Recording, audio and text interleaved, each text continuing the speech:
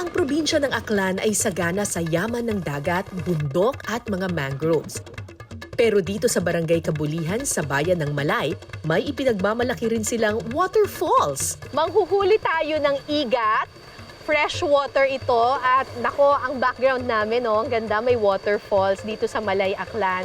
Kuya Lando, paano pong gagawin natin? Mamimingwit tayo. Oo. Lalagyan po natin ng pain. Ano po itong pain natin? Isda yan, ma'am. Baka lapu-lapu pa to. Ma'am, isdang ilog yan, ma'am. Isdang ilog, okay. Kailangang lagyan ng pain ang dulo ng pamingwit para makahuli ng mga igat. Itatanim ito sa pagitan ng mga bato habang nakababad ang pain sa tubig. So itong nilagay natin dito na pangbingwit ay iiwan natin ng magdamag kasi mamayang gabi siguradong maghahanap ng pagkain yung mga igat. Baka may isa sa kanila na mahuli ng ating pain. Pero kukunin natin ngayon yung mga pain kagabi. O sige, tingnan natin kung may laman. Ang linaw ng tubig dito. So ito, kukunin lang natin to. Ito yung mga nilagay pa kagabi. Wow! May huli. Ay! Madulas Eh, ano yan, ma'am? Baka makatusok kayo. Ang igat o freshwater eel ay tinatawag ding sili ng mga Aklanon. Isa ang Agnaga Falls sa maswerteng pinaninirahan ng mga ito. Parang may huli na dito, yan Sorry po. Ay!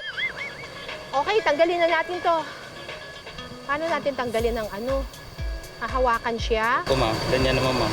Hawakan mo lang maigi. Magdulas Ay! Ay! Nagpupumiglas! Kuya, ikaw maghila.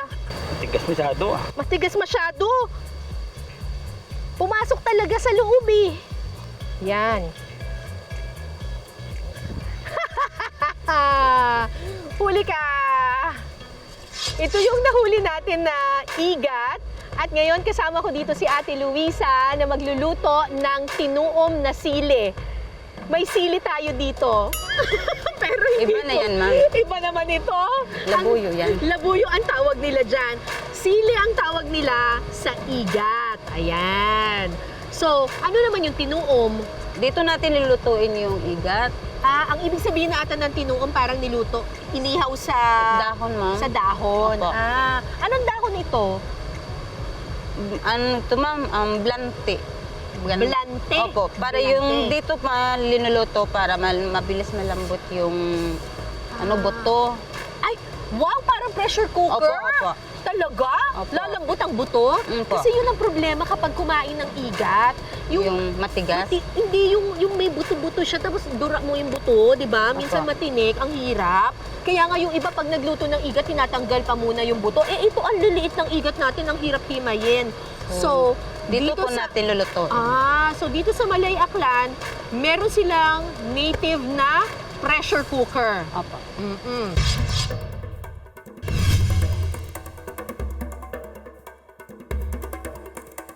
Una munang pagpapatung-patungin ang mga dahon ng blante at payaw.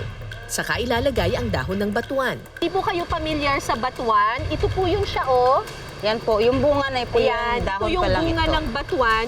Pag Opo. nagawi po kayo sa may bandang Visayas, yung mga probinsya sa Visayas, ang kanilang sinigang, ang sarap. Kasi ang pampaasim nila, batuan. Parang maasim din yan siya, pero may fruity, sweet flavor. Basta masarap ang batuan. Pero dito, dahon ng batuan ang gagamitin Opo. natin. Sunod na ilalagay ang igat. Sa kalalagyan ng asin, sibuyas at luya. Tapos, Ito na po. Lagay po natin ang ito labuyo. Opo. Lalagyan ng sili ang sili. Ang sili. Ang katumbal po sa amin tawag ito, katumbal. Katumbal.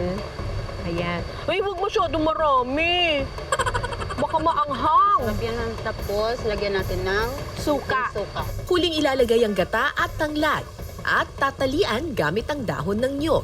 Saka ilalagay sa nagbabagang uling, ihawin ito sa loob ng 30 minuto.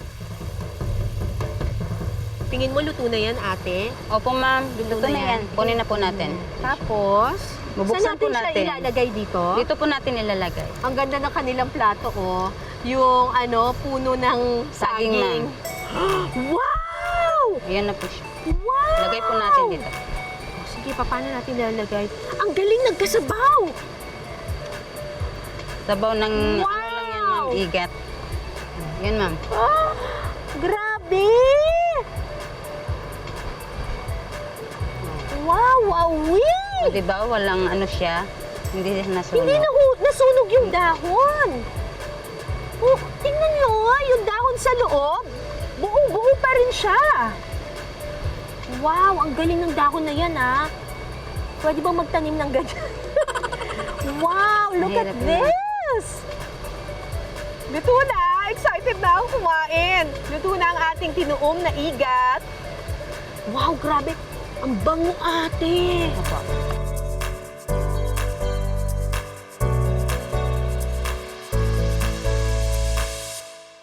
Ayan, tikman na natin to. Actually, mahilig ako sa igat, pero ang nakakainis minsan sa igat, yung ang dami niyang tinik na maliliit. Pero sabi nila dito, parang pressure cooker daw itong kanilang magic dahon.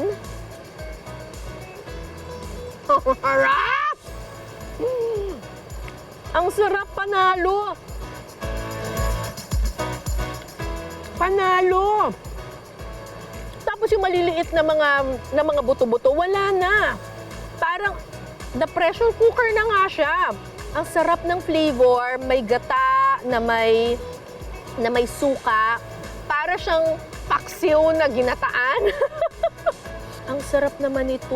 Wow, ito na ang bago kong favorite na pagluluto ng igat. Sarap.